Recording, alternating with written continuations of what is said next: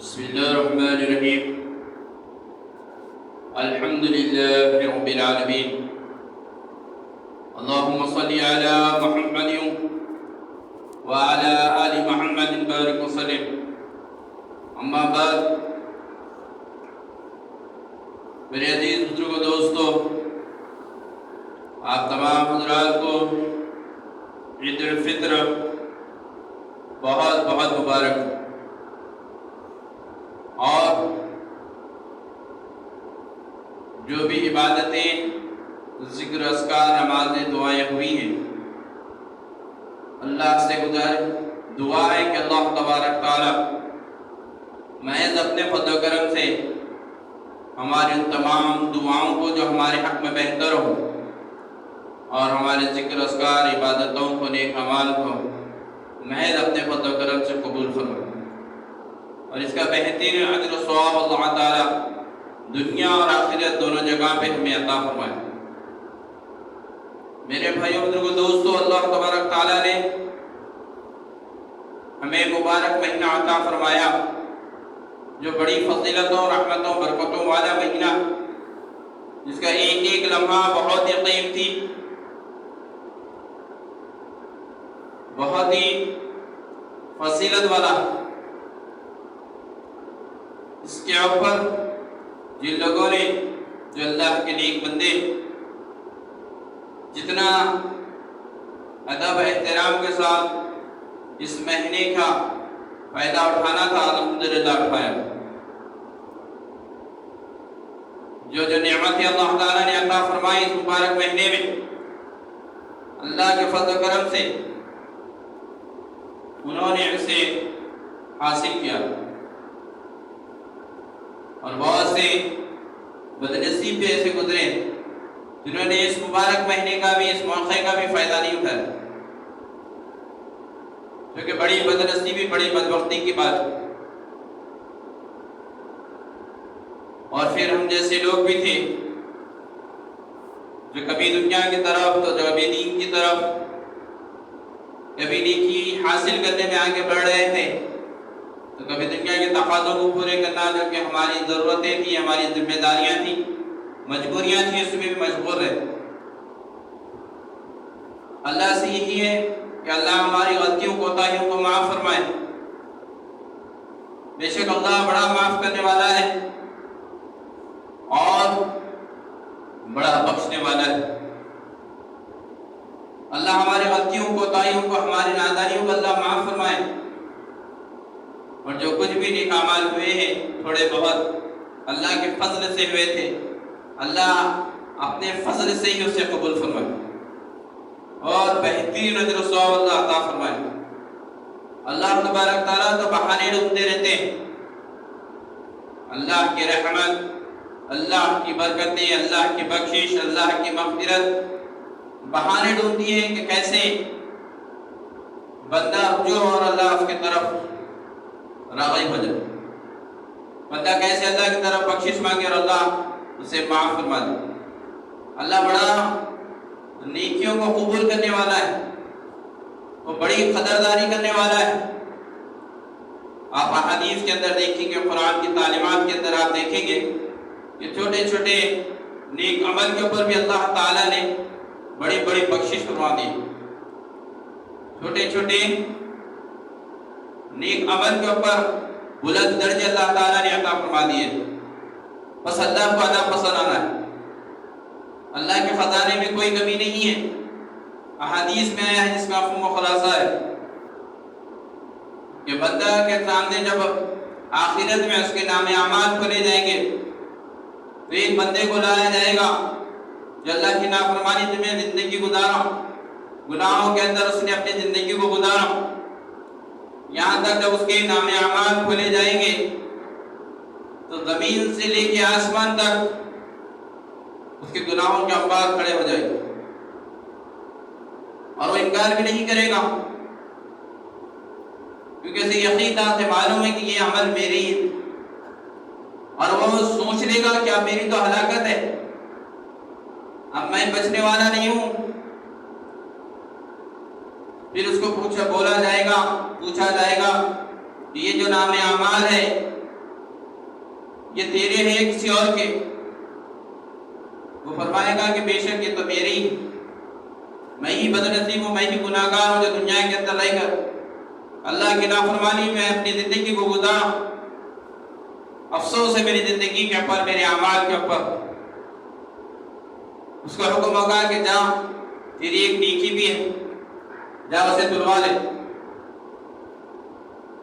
وہ سوچے گا، بولے گا اللہ تبارک تعالیٰ ایک نیکی اور یہ اتنے گناہوں کے انبار، کیا معاملہ ہوگا؟ جو فیصلہ ہے کر دیجئے، نیکی تلانے کی کیا ضرورت ہے؟ کہ نیکی ایک ہے اور گناہ انبار کے انبار پڑے ہوئے، بلکہ سے فرمایا جائے گا کہ نہیں، یہاں پر انصاف ہوتا ہے، کسی پہ ظلم نہیں کیا جاتا۔ یہاں پر ذرہ برابر نیکی ہوگی وہ بھی تولی جائے گی، ذرہ برابر گناہوں کا وہ بھی تولا جائے گا۔ اب اپنی نیکی لے کر جائے گا تلوانے کے لیے، جب نامہ اعمال کا ترازو تولا جائے گا، ایک پلڑے میں اس کی اخلاص سے کی ہوئی نیکی ہوگی اور ایک دوسرے پلڑے میں زمین سے لے کر آسمان تک کے گناہوں کا انبار جب تولا جائے گا تو وہ ایک نیکی اس کی بھاری پڑ جائے گی برائیوں کے اوپر۔ پریشان تو اللہ تبارک تعالیٰ نیکیوں کا بھاؤ بڑھ گیا، اس کا نیکی کا وزن بڑھ گیا، وہ فیصلہ جا ہوگا، اس کا جنت کا فیصلہ ہو جائے گا۔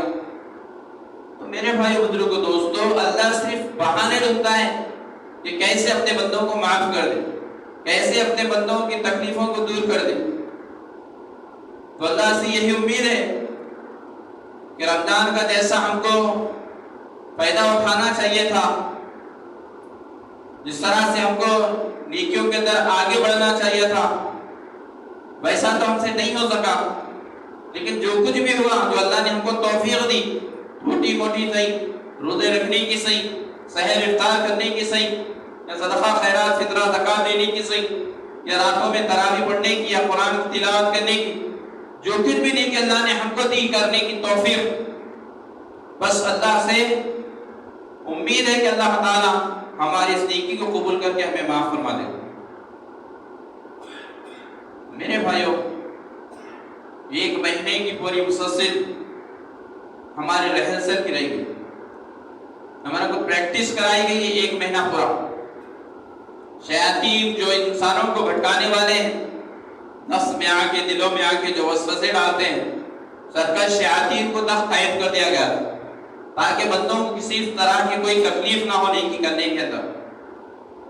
دیکھا ہوگا آپ نے، خاص طور سے رمضان مبارک میں کئی ایسے گناہگار جو عام طور پر گناہوں میں مبتلا رہتے ہیں، رمضان میں وہ گناہوں سے بچے رہتے ہیں۔ تو ایک مہینہ ہم کو پریکٹس کرائی گئی ہے، روزہ رکھایا گیا ہے، صبح صادق سے لے کے غروب آفتاب تک، افطار کے وقت تک ہم بھوک کے رہتے پر، پیاس کے رہتے پر تڑپ گئے، لیکن نہ کسی چیز ہمارے منہ میں گئی، نہ کوئی پانی ہمارے منہ میں گیا۔ ہم تو چھوڑو، ہم تو بڑے، ہمارے وہ معصوم بچے جن کے اوپر روزے فرض بھی نہیں تھے، وہ معصوم بچے بھی جب روزہ رکھ رہے تھے، ماں باپ ان کو کہہ رہے کہ بیٹے پانی پی لو، کھانا کھا لو، تو بچے کہہ رہے تھے نہیں، میں روزہ ہوں، میں روزہ ہوں، روزے میں نہیں پیتے پانی، روزے میں نہیں کھاتے کھانا، نڈال ہو جا رہے تھے۔ لیکن مزہ دے کے بچے بھی بولتے الحمدللہ روزہ رکھے۔ ایسی قوت و طاقت اللہ نے اندر سے دی، ایمانی طاقت، ایمانی قوت، کہ وہ معصوم بچے تک روزہ رکھیں۔ اللہ سے دعا ہے کہ وہ معصوم بچے جو روزہ رکھے، جن کے اوپر روزے فرض نہیں تھے، اللہ اس کی برکت سے، معصوموں کی برکت سے اللہ ان کے اہل و عیال کو، ان کے افراد خاندان کو، ان کی بستی والوں کو، اللہ ساری انسانیت کو ہدایت سے نوازے۔ اللہ سارے مسلمانوں کی مصیبتوں، پریشانیوں کو اللہ تعالیٰ دور فرمائے، کہ وہ معصوم بچے تک روتے تھے۔ نماز فرض نہیں ہے، پھر بھی الحمدللہ دیکھا ہم نے اپنی خود کی اس مسجد میں، دیکھا چھوٹے چھوٹے بچے نماز پڑھ رہے تھے، تراویح میں کھڑے رہ کے نماز پڑھ رہے تھے۔ جہاں فرض نماز ان کے اوپر فرض نہیں ہے، تو سنت نمازیں، تہجد کی نفل نمازیں پڑھ رہے تھے الحمدللہ۔ سلام ہے ان بچوں کو، ان کے ماں باپ کو، ان کے ذمہ داروں کو، ان کو تعلیم و تربیت جو کر رہے ہیں ان کو. یہ الحمدللہ وہ معصوم بچے تہجدوں کی نماز میں تھے، اعتکاف کے اندر یا دوسرے مساجد کے اندر بیٹھنے والے کوئی نہیں تھے. یہاں معصوم بچے لڑ کے بیٹھ رہے تھے ہماری مسجد کے اندر الحمدللہ.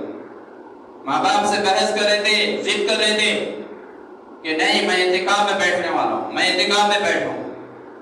فکر ہو رہی تھی ماں باپ کو کہ بچوں کے امتحانات تھے، پریشان ہو رہے تھے. پھر بچے ایگزام کو بھی جا رہے تھے، اسکولوں کو بھی جا رہے تھے، پھر آگے بڑھ جاتے. ایسا ایک ماحول بنا ہوا تھا. تو ماحول ہم جیسا دیں گے بچے ویسے پروان چڑھیں گے. جیسا ماحول ہم دیں گے آپ کو بچے ویسے پروان چڑھیں گے.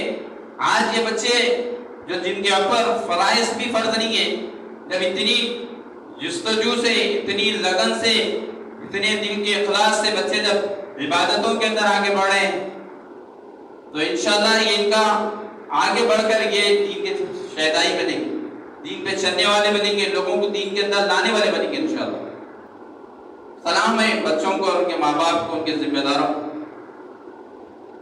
ایسے ہی بچوں کی تربیت کرتے رہیے، انشاءاللہ ہماری آخرت بن جائے گی. ہمارے بچوں کے کرنے پر اللہ ہماری آخرت کو بنا دے گا، اور بچوں کو کرتے دیکھ کر انشاءاللہ ہم بھی عمل میں آگے بڑھیں گے. میرے بھائی بزرگوں دوستو، ایک مہینے کی ہم کو تعلیم و تربیت دی گئی ہے. ہم بھوک و پیاس میں رہتے پر بھی نہ کھانا کھائے ہیں، نہ پانی پیے. حلال روزی سامنے تھی، حلال پانی سامنے تھا، لیکن اس کے باوجود بھی اللہ کا حکم روزے میں تھی کہ روزے میں کھانے پینے سے منع کیا گیا ہے، تو الحمدللہ ہم نے رکا ہے. اب 11 مہینے ہم کو یہ پریکٹس جو کرائی گئی تھی، ایک مہینہ 11 مہینے اس پہ عمل ہونا ہے کہ جہاں ہم روزے کی حالت میں حلال چیز جو کھانے کی ہے اس کے باوجود بھی ہم رکیں. تو میرے بھائیوں بزرگوں دوستوں، جو 11 مہینے جو بات کے ہیں اب جو شروع ہوئے ہمارے پھر رمضان تک، اس کے اندر ہم کو حلال سے نہیں بلکہ حرام سے بچنا ہے. روزے میں تو حلال سے بچے، کھانے کی چیز تھی لیکن پھر بھی اللہ کے حکم کا نہیں کھانا، اس واسطے نہیں کھائے. اللہ کا حکم کا نہیں پینا، اس واسطے نہیں پیے. اب رمضان تو ختم ہوا، اب تو ہم روزے میں نہیں ہے، تو اب ہمارے کی یہ آنا ہے کہ اب ہم حرام سے بچنا. جو چیز اللہ نے حرام کر دیے ان چیزوں سے اپنے آپ کو بچانا ہے، اپنے دوست احباب کو بچانا ہے، محنت کرنا ہے، کوششیں کرنا ہے. ایسا نہیں کہ صرف میں عمل کر لوں بس بچ جاؤں، نہیں.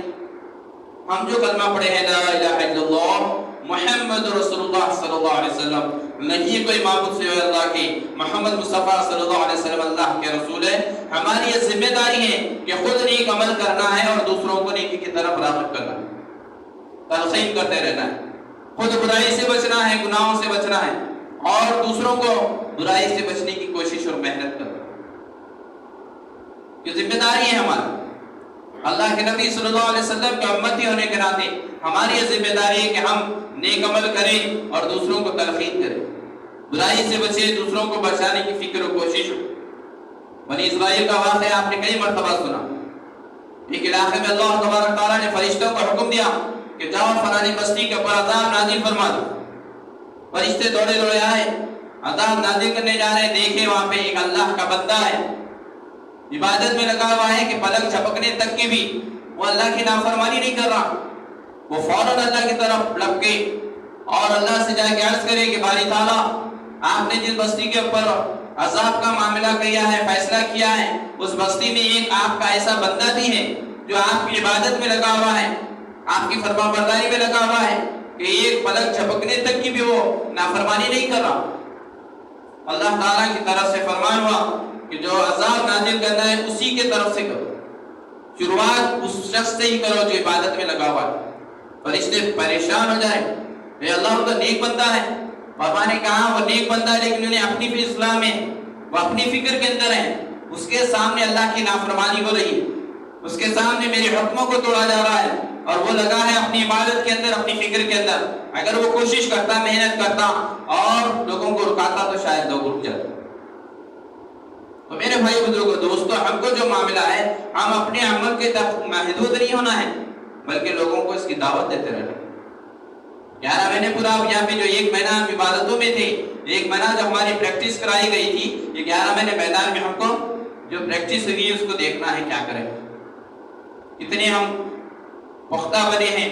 روزہ جو تھا قرآن کی آیت کے اندر اللہ نے بتایا تھا کہ ہم نے تم پہ روزہ فرض کر دیا، جس کا مفہوم خود سے بات قرآن کی آیت کی کہ ہم نے تم پر روزے فرض کر دیے ہیں جس طرح پچھلی قوموں کے اوپر روزے فرض تھے، تاکہ تمہارے اندر تقویٰ پیدا ہو، تمہارے اندر ڈر پیدا ہو، تمہارے اندر اللہ کا خوف پیدا ہو، اللہ سے محبت پیدا ہو، اللہ کی قربیت پیدا ہو تمہارے اندر۔